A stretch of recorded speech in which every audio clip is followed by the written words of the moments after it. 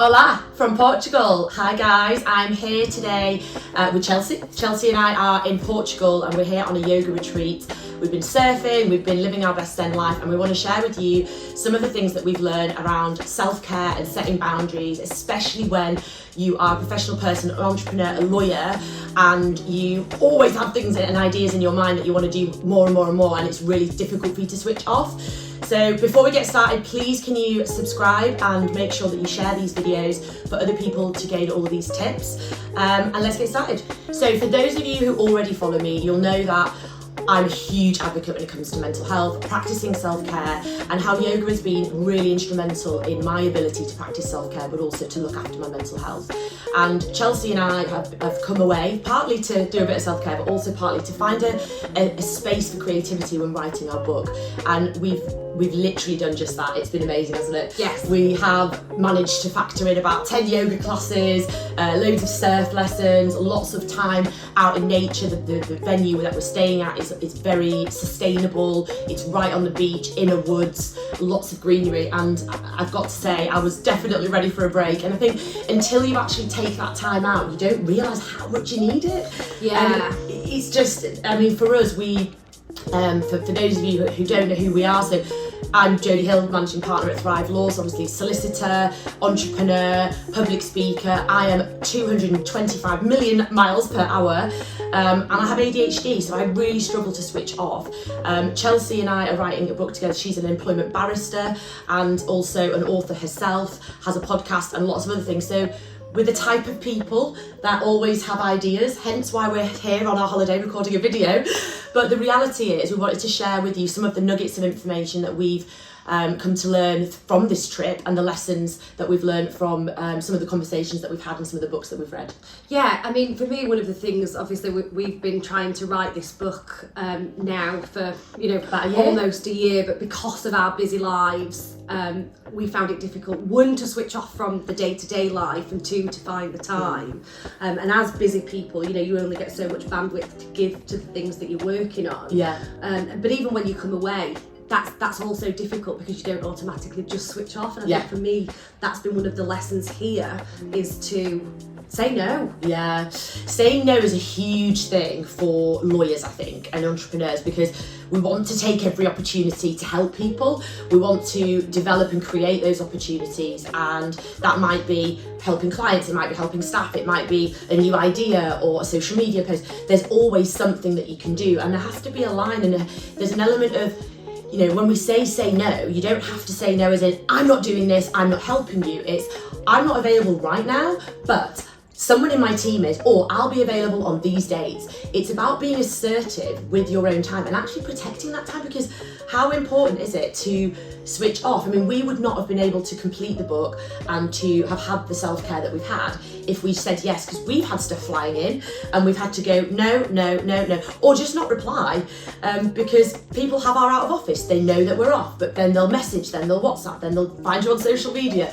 And there's an air of consistency or persistency, should we say, from people, and actually I think bordering on lack of respect. So I think there's that element of it, and standing up and not being pressured by external environments, whether that's family, friends, colleagues, clients, to say, no, I need this time. It's really important for me. Because I'll tell you what, when we first got here, it took me a long time to chill out. I think we actually fly home today, but it actually took me until probably yesterday to feel like I was relaxed. Yeah. And obviously, we are writing a book. However, it's a creative space. It's very exciting. It's something that we're really enjoying doing.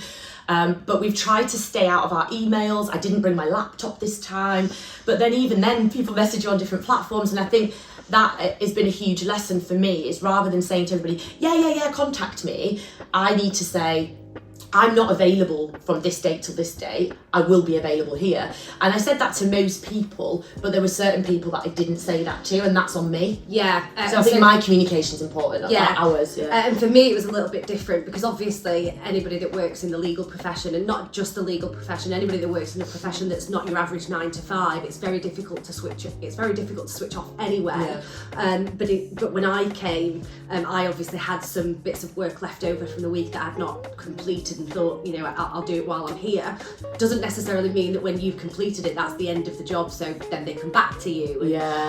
That's true actually, because you were saying, I've only got these 2 bits to do, and then there was, you know, calls until almost midnight one night, where Chelsea was having to answer the calls because that person wanted it doing on that day, and there was a court deadline that obviously she has an obligation to the court to help. She has to help that client. She has to put their client's interest above her own, and that then creates a real disparity in terms of, you know, I'm here on holiday to practice my self-care, and the client hasn't given me what I need prior to the holiday. However, you're then in a really difficult position. So it's about managing those expectations in advance, isn't it? And for me, this holiday has taught me. So before this holiday, I used to think it's just, you know, it's the nature of the beast. It's part and parcel of the job. But actually, in reality, no. You know, you need to have the confidence in yourself, and it's not easy. You know, it's not easy as a self-employed person to say no because you don't know when the next job's coming from. But you need to have, you know, a bit of self-confidence and a bit of self-worth. And respect. Because, you know, I'm not on, you know, I'm not being big-headed, but I'm not on the breadline, and I am doing quite well. So I need to have the confidence in myself, and this is a lesson that I've learned on this holiday. I'm not saying, you know, I'm not sat here and I'm the expert. But if you don't say no, you're not giving. You're giving that person your time, but they're not paying for your time, they're paying for your value. And if you're just giving them time without the value because you're spreading yourself too thin, then in the long run, things aren't going to work out great. And it's also the time that then takes away from, you know, the energy that you're creating in terms of the self-care. So, you know, you need that time to recharge, to give that value. If you don't take the time to recharge, you will take longer to do things. You won't. That means less time with your daughter, less time with your family, less time with the dog. It means less time for you, and so that time is valuable. All we've that is something we can protect, and this holiday certainly showed me the value of that.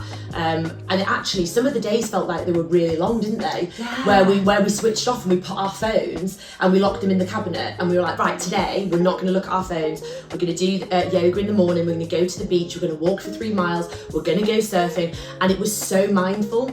And I think certainly for me, having ADHD is a massive, well, for anyone that doesn't know what it is, it's an attention deficit disorder. So it's basically an inability to focus on certain things when you want to, but also very, very easily distracted, very hyperactive. And so to chill out, I find really hard. So things like yoga is helpful because I'm moving whilst breathing, I'm moving whilst chilling out.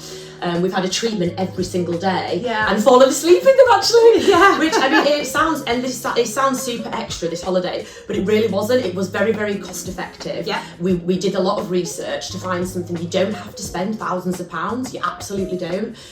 So if anyone does want details of where we've been, and we can let you know the guy that we booked it through, but essentially making that time and having that space and telling everybody this is what I am doing and this is why I am doing it and this is why it's important. And I think it took me, I mean, for those of you who don't know, I had a mental breakdown 4 or 5 years ago, and that was partly due to burnout, that was partly due to complete lack of self-awareness. And this holiday's been one of those things where I've developed more insight into my own abilities, to my own, what I need for my own self-care, but also understanding where I am in my journey and what I need to do next. And it's given me the headspace, because when you're running a business, or working generally, you're 100 miles an hour, and I do my self-care in the morning, but it's not enough to just have the morning and the weekends. You need a longer period of time to allow your brain to switch off from all of that other stuff, to allow that creativity, to allow that space, to allow you to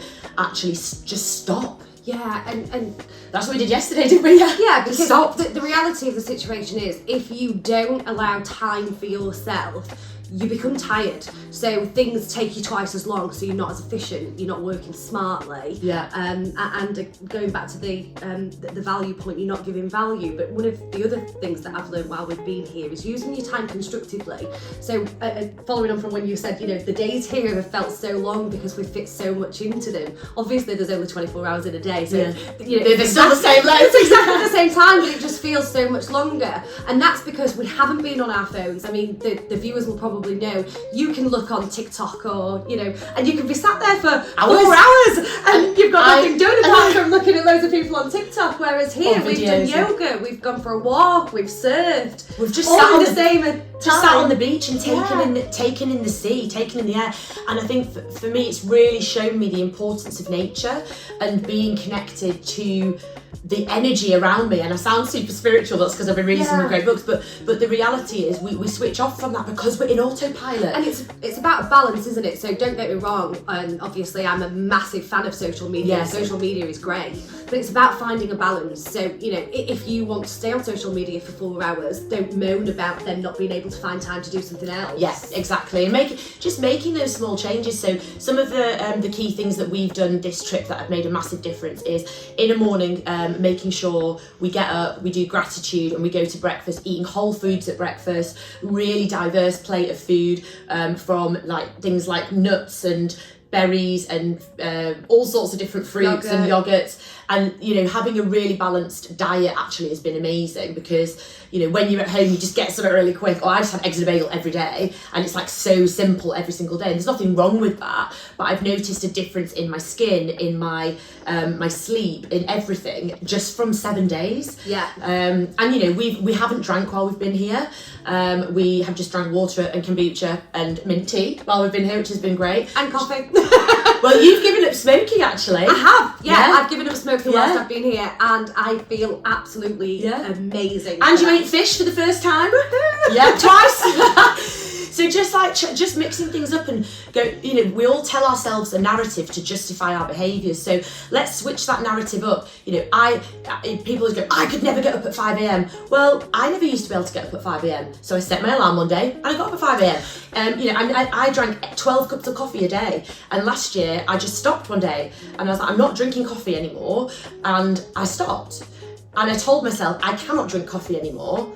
And this is why. And the reality is we tell ourselves a narrative to justify our behaviour. That's our ego telling us we want to do this because it makes us feel good and it's a short-term gratification rather than feeding our soul. And what our soul really needs is for us to practice self-care and give us that space and that time and that love. Yeah, and it's not about, you know, waking up tomorrow and saying, right, I'm going to wake up at 5 o'clock and I'm going to do yoga every morning and this is what I'm going to eat. Because if that's not your lifestyle, then you're probably not going to stick to it. It's about making small, incremental changes over a period of time. That work in your environment. Yeah. So it might be that you work better later. So actually making sure that you get up later and have a longer sleep and working in an environment that allows you to do that. I know some of my team like working in the evening, I like working in the morning, you know, and it's about finding how you work best, how you function best, and then trying to build upon that so that you're not just doing what everybody on Instagram and YouTube is saying. Actually you're working out who you are and reflecting on what you need. And it's that piece I think that's really has really been a catalyst for change for me, is the self-awareness piece. So not just going, oh well, Joe Blogs does this so I'm going to do it. It's going, well, what makes me feel good? So one of the tips I give staff actually at Thrive and also some clients is write down 10 things that really stress you out. What are your triggers for stress? So is it people contacting you when you're off? Is it really tight deadlines? Is it having to get up really? What are the things that really cheese you off? And then write down 10 things that really make you feel, like that feeling that you get, make you feel amazing. So for me, that is making time to be outside, making time to read a book, making time to go away and get out of my environment because I work from home, making time to do yoga and sports, because for me, that is the only way that I can get super mindful, because I need an element of movement, because my mind is super, super distracted. That movement means I can only focus on the wave that's coming. I can only focus on the next move and the breath in yoga. So that allows me to be fully, fully present. So finding something that works for you. Could that be reading? Could it be walking? Could it be whatever it is? It could be something just as simple as laying in bed when you wake up in the morning for an extra 5 minutes, just laid there in silence. Yeah. Or for me, I'd probably fall back to sleep. So So you definitely would. But you could get up and, I don't know, if you've got a chair in your bedroom, some people are a bit more relaxed in the bedroom, so just sit in your chair, don't look at your phone. Like you said, put your phone downstairs and just have, brush your teeth before you look at your phone. Most people don't do that these days. That's, it's quite... One of the things we talked about was having our phones. So I don't keep my phone in my bedroom. Obviously on holiday there's only one room, so you do keep your phone in here, but not by the bed. The reason I keep it in my office is because I have a separate alarm that is an alarm clock that looks like the sun rising. So the sun rises before and the alarm clock is basically birds tweeting. I'll put a link to the one that I've got in the comments below if anyone's interested, because people ask me about this all the time. But essentially what that means is, one, I'm waking up to light that mimics the sun, so I feel better when I wake up. And two, I'm not looking at my phone straight away. And what that allows us to do is to be present in the morning and protect some time at the beginning and the end of every single day. Because, you know, one of the things that I think we're very much in a cycle as a society of doing is getting straight up, going on our phone, going to work, getting straight home, watching TV, going to bed. So I've broken that cycle massively. I get up at 5, and in the morning what I will do is walk the dog, journal, walk the dogs, and then that's for about an hour and a half, including my breakfast. Then I will do some work, and then I will then go to the gym a couple of hours later. So I'll do a bit of work before everybody logs in, and then when everyone logs in I go to the gym and I break it up. But that works for me because that's how I work best. But it's about making that time for you. So whatever you do with that time, call it your power hour every day. Have 1 hour that is just for you, whether you're, you know, a parent or a colleague or a boss or a student. What are you doing for you? And I think that's the key. And one of the things that you need to think about is when you're a busy person. So before, I didn't used to wake up at 5 o'clock, but I do now. I don't have 5 a.m. club. 5 a.m. club. I don't have a nice alarm that shows the sunset because that wouldn't wake me up. I use an app called Alarmy, which you have to type in loads of paragraphs. That's true, yeah. Before it switches itself off, which wakes you up. So I'll ask Jodie to put the link to that below because that has been, you know, life-changing for me. Yeah, that's true. But before I started waking up at 5 o'clock, I used to get up at, say, 7:30, 8 o'clock, and then I'd have to do the school run. So it was a bit like, you know, a military operation on a morning. So it'd be like, yeah, get your uniform on, have your breakfast, do this, do that, quick, go, go, go, go, go. But it's stressful. And then my day followed the same pattern. The saying, you know, start as you mean to go on. Yeah. Setting the tone for the morning will have a massive impact on the rest of your day. Yeah. Well, that's it. And if you've got a calmer morning, it will definitely help you throughout the day, but you can't control what happens in the day. So again, having the end of the day, I always call it bookmarking the day, bookending the day. So you start in a way that supports you, and in the evening, what are you doing? So again, looking back at that happy list, can you do some things that one will work in the morning, one will work in the evening, and other things you can do during the day that when you feel super stressed and you need that time, you can refer to this list. The other thing I would say on the list is making sure you've got long-term stuff as well. So these are all short-term initial things you can do daily. What long-term things and medium-term things do you need to do? So for example, trips like this, or, you know, ways in which you recharge away from the environment that you're working and living in. That I think for me is really, really important. And lockdown showed me that actually more than anything. When I couldn't leave my house and I was working at home, I was in my house all the time, and so many people echo this, but essentially you can't escape that mindset, and you're just on all the time. So that for me was super, super exhausting. So having this trip has been the first proper holiday that I've had without a laptop in 6 years. So I didn't quite not work. I nearly got there. I had a couple of emails and things that I ended up having to do that were urgent. But before, I've had to work at least 4 or 5 hours every day, which is part of being an entrepreneur, part of setting up. However, I'm not beating myself up that I had to do some emails, and I think I'm being kind to myself. I allowed myself that space. Yeah. So I feel better, even though I did a few bits. Next time, no laptop, no emails, nothing. Yeah, and you know, it's a process, isn't it? You're not going to be able to do this sort of overnight. And one of the things for me is, if I'm doing something, or not so much now because I've been working on mindset and things, but before, if I was taking time out for myself, I used to feel guilty about, you know, not being at my computer 24/7. And if I, you know, waited longer than 4 hours to reply to an email, I used to think, oh my God, you know, my client's not going to come back. You don't need to respond instantly. I think that's the thing. Yeah. People will wait, but we're in a world of instant response, instant gratification, and so we instill it in our own brains and to each other that we must respond instantly, and it's actually quite scary because, you know, especially with legal documents, they might take you 5 hours to draft, and then you send it and someone replies within 3 minutes, and you're thinking, oh, is this never ending? But you don't have to reply to that straight away. I mean, it's ironic, isn't it, that everybody wants everything now, but they don't live in the moment. Yeah, it's so ironic, and we as humans are so obsessed with distractions, aren't we? And that, you know, social media is one of those, TV, work is a distraction for some people, friends, everything is. But there's an element of you know, enjoying that and enjoying it for what it is, or using things as a distraction. And so it's about understanding, again, going back to that self-awareness piece. What is it? Why are you doing it in that way? And that this whole trip has really reinforced for me the importance of that continual reflection on myself, how I'm treating myself, but also how I'm communicating with others. Was that my fault that they did that? Because actually, was I clear enough in my communication? Can I complain about that? Because actually, probably not. That was probably on me. Sometimes you need the time to reflect on that, because when you are going, you know, 100 miles an hour, you don't have the time to stop and think, can I communicate better? Can I do this better? Yeah. You can, I suppose you can do that in your daily reflections, but you're doing it so quickly, you don't have the bandwidth and the headspace to be able to fully, deeply reflect in the way that you probably need to. Yeah. And as an entrepreneur, the most creativity that I've ever gained is in spaces like this, where actually I'm not in a boardroom, I'm not in the office, and I'm not being tasked to create something. I'm laid on a beach and I go, holy shit, this is great! And I'm like, I write it down, and just having a notepad with me has been, an epiphany. It's funny you say that, actually, because I read in a quote in a book once where it said, a creative idea will never interrupt you. Yeah, so if you're busy, that's a great point, because if you're busy, you don't have the space for that idea to come in, you can't access that part of your brain.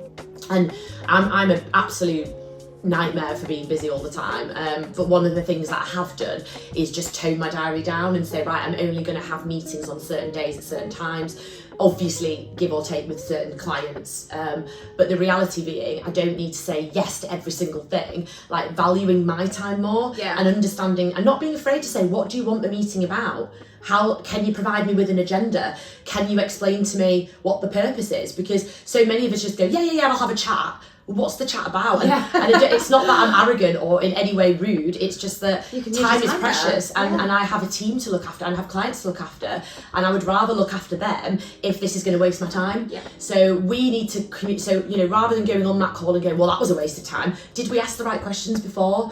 And so really looking at ourselves, this has made me really look at me and not blame other people, because that's what we do the first time anything goes wrong. Well, it was their fault, so massive lessons for me would be self-reflection, self-awareness, and really just focusing on what those two lists are. And what I'll do is we've created a blog that goes with this, and we'll create a document that you can download and fill those lists in yourself.